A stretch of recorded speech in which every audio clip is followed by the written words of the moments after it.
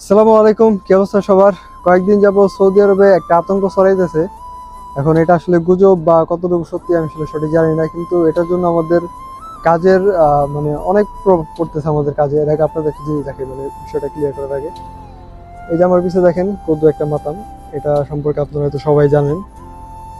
KFC বা আপনার এই যে ম্যাকডোনাল্ডস এর মতোই একটা মাতাম আর কি। এটা কিন্তু বলদিয়া থেকে এটা বন্ধ করে দিয়ে গেছে 2 দিন হয়েছে।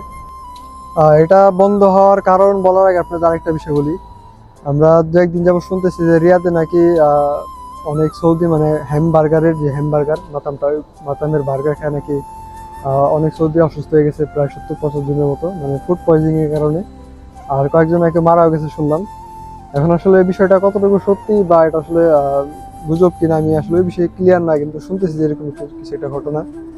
আর এই কারণে আমাদের কাজ কিন্তু অনেক কমে গেছে। ফুড ডেলিভারির কাজ আপনার মোটামুটি অর্ধেকের নিচে নেমে গেছে। আপনার শুধু টুইওতো না, ফুড ডেলিভারি যত কোম্পানি আছে মানে অর্ডার নাই বলতেই চলে। সৌদিরা মানে ভয়ে অর্ডার করতেছে না, অর্ডার মানে একদম অর্ধেকের নিচে নেমে গেছে। আর এই যে আমার পিছিয়ে যে মাতমটা দেখাইলাম কদু, এটাও সেম কারণে বন্ধ হয়েছে হয়তো। ভিতরে নোংরা টোংরা ছিল বা এরকম কোনো ফুড পয়জনিং এর কারণে এটাও বন্ধ করে দিচ্ছে।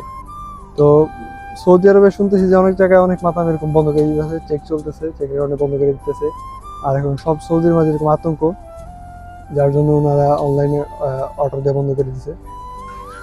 এখন হচ্ছে অনেকেই দোষ দিতেছে যারা ফুড ডেলিভারি কাজ করে, মানে আমাদের মতো যারা, আমাদেরকে দোষ দিতেছে যে যারা ফুড ডেলিভারি কাজ করে তারা হাইজিনিক থাকে না, তাদের মানে প্রপার হাইজিনিক থাকে না, এর জন্য হয়তো ফুড পয়জনিংটা হয়েছে।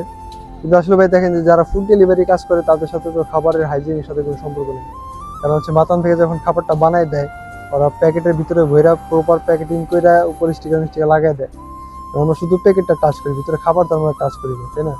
তো ফুড পয়জনিং এর বিষয়টা তো এখানে আসেই না, কারণ যারা হচ্ছে খাবারটা বানায় তারা এই খাবারটা ধরে বা ই করে। যারা ফুড ডেলিভারি করে তারা তারা খাবার টাচ করে না, তারা তো উপরে প্যাকেটটা শুধু টাচ করে নিয়ে যায়।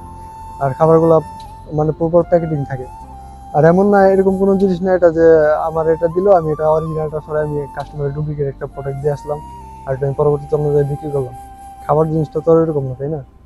ফুড ডেলিভারি যারা করে তাদের তো এটা কোনো দোষ দেওয়া লাভ নেই, কারণ এটার সাথে ফুড পয়জনিং এর কোনো সম্পর্ক নেই। তো এখন আর বিষয়টা আসলে কতটুকু সত্যি আপনারা যদি কেউ জানা থাকেন অবশ্যই কমেন্ট বক্সে জানাবেন। আর আল্লাহ এখন ভালো জানে কতদিন এভাবে যায়। প্রায় 3-4 দিন অর্ডার নাই বলতেই চলে, একদম যে প্রায় 1 ঘন্টা বসে আছে, এখন একটা অর্ডার আসেনি। তো অর্ডার মানে অর্ধেকের কমে চলে আসছে।